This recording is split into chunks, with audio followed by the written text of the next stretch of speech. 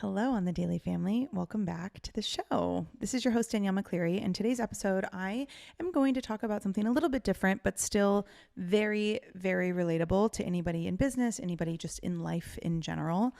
And that's this idea of grief and how it applies to not just what we go through currently, but also how it affects a past version of us.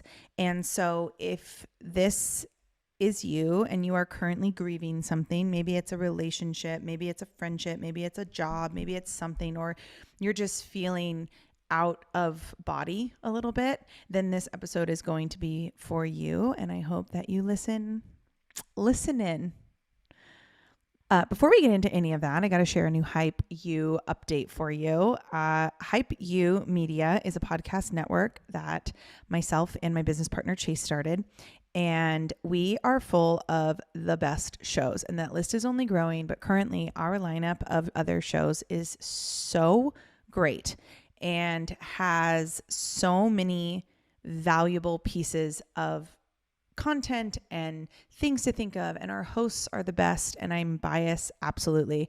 But it's the truth. One of those shows is Getting Magnetic, hosted by my friends Sandy and Wade Critides.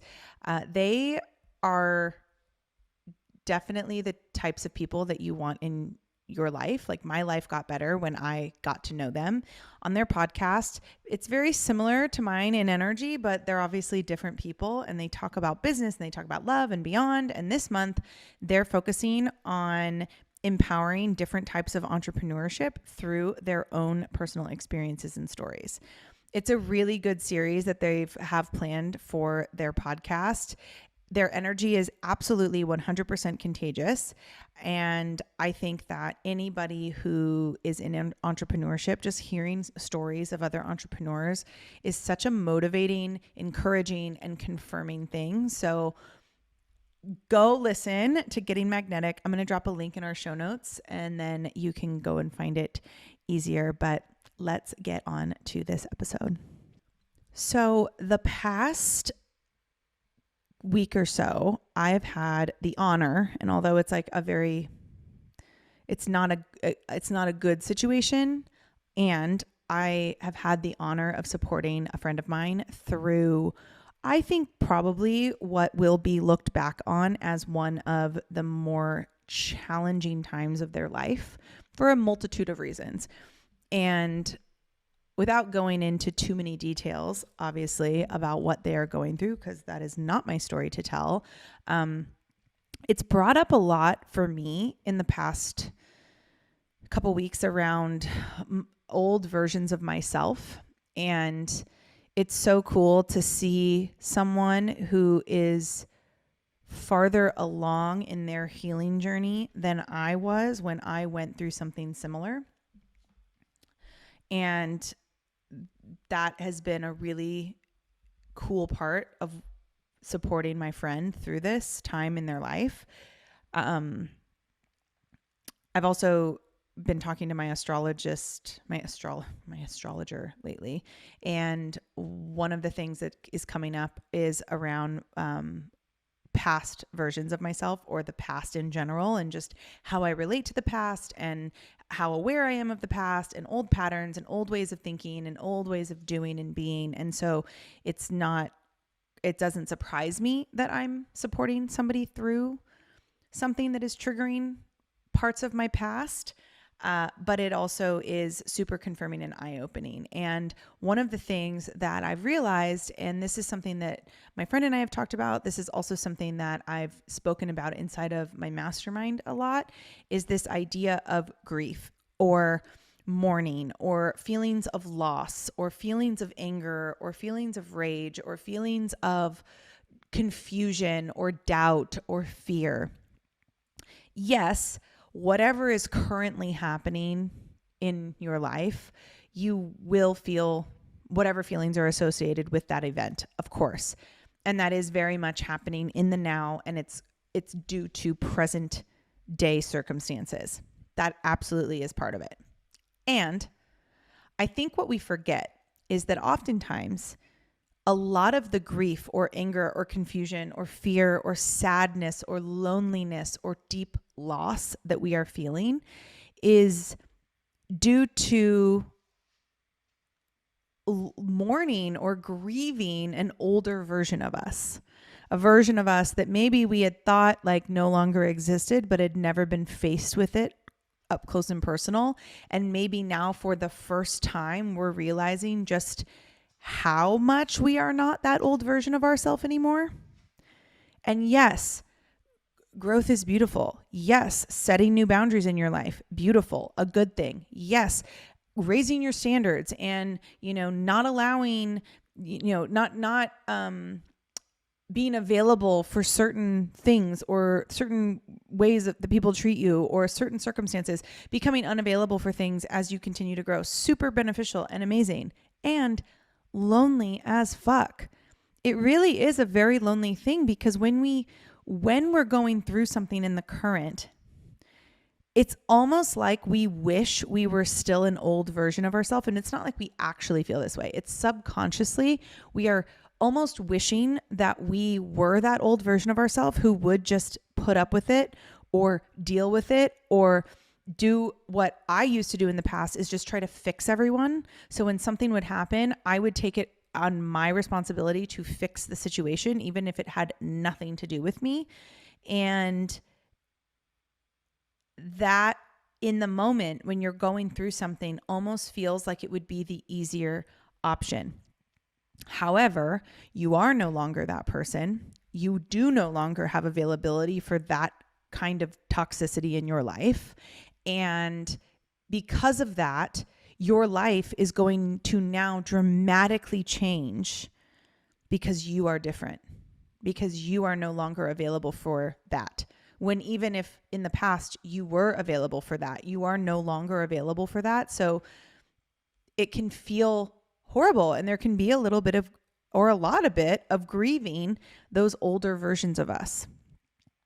And that's what's been coming up for me this past week or two has been just remembering the person that I was and the person that I am now and what I have availability for, what I have tolerance for, where my boundaries sit.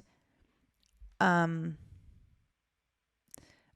was not that person back then. And there were so many times in my past where I would just I would say, that's okay. Like, let's find a way to fix it. Or that's okay. Like, we'll be fine. And let's get through this. And I'm just not that girl anymore. And it's funny because I've had this conversation with my wife, Breezy, and she'll say to me, it's insane to me that you were in a relationship with this person and that person because you would never let anyone treat you like that again. Like now you would never let anyone treat you like that, which is true. I would never, but sometimes you grieve that version of yourself that would, because that person would also not be having to completely change their life on a dime because somebody no longer deserves access to you.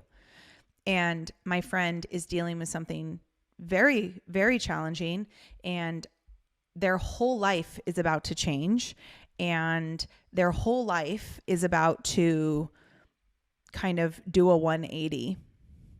And there are times when this person feels like it would almost be easier if they were still an old version of themselves, and they're not. And because of that, there is no other option. The option is pivot, move on, right?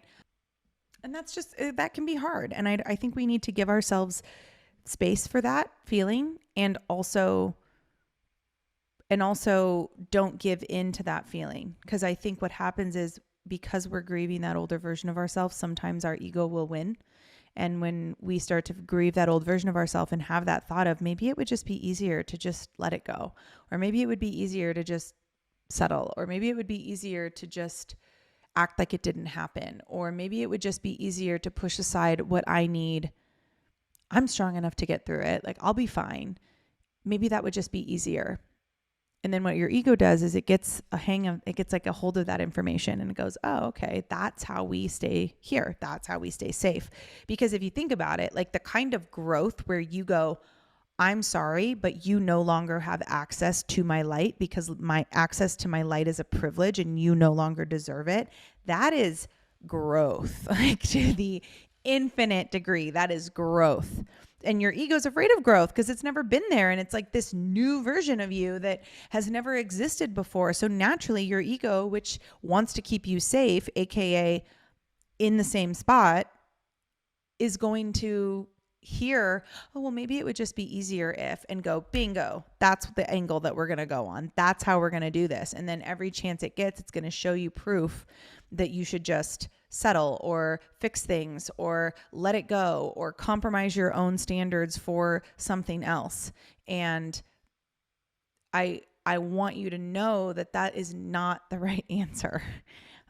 It is okay in those moments to go, yeah, that would be easier. And I am no longer that person. So therefore it can't be that way. It will not be that way.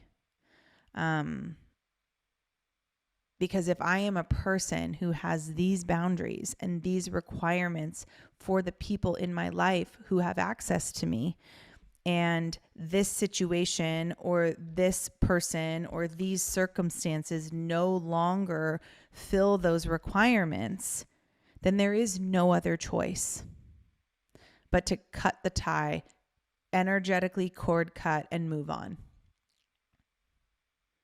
Which can feel really lonely. And I think that's why a lot of times people say that healing is really lonely. And it can be, and it has been for me many times.